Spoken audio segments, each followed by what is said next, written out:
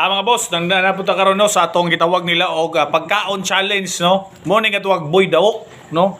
So simple ra kayo mga boss. Unsa man na ganang gitawag nila og bangos, tulo ni kabuok, arang daghana og gitawag og bukog. Pirada ta. Kunya kay tulo ra man nakagamay ra napay bihag.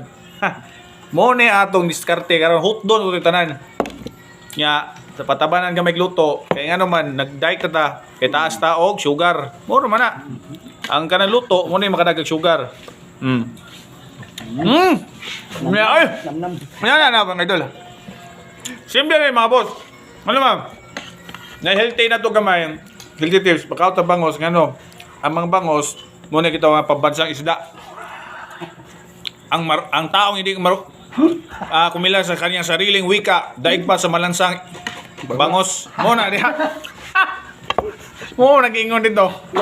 So mo na yung mga kuan dia, mga busing. Nga dapat tao. Oh.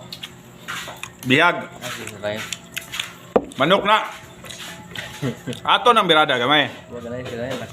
Siyempre na god. Sabi na kanyang buhay. Ang gingon ni Dr. Rizal, ang taong hindi marunong kumilala sa sariling wika daig pa sa balansang bangos mo na diya. Wala tayo mahimo na. Kaya mo mong ginagingon nila. Isda mo gingon ito mga busa, dili bangos sa isda. Dahil buko eh. Ano ta? Dahil bukog. Bangos.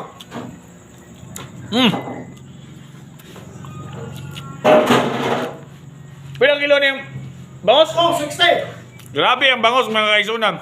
260 ang kilo. Kuha na barato. Kung nga kay Healthy. basta healthy ta na pinya. Pambansang prutas. Dili pinya ha. Kung sa may pambansang prutas, mangga. Saging. Pambansang prutas, mangga. Muna naging nila. Mangga ba? Dili oy. Puta ka sabot no? Unsa ka? Apple, mansanas. Kayo na ang humusga. Balingbing. Daghang salamat o God bless sa tugtahan. Mga usami.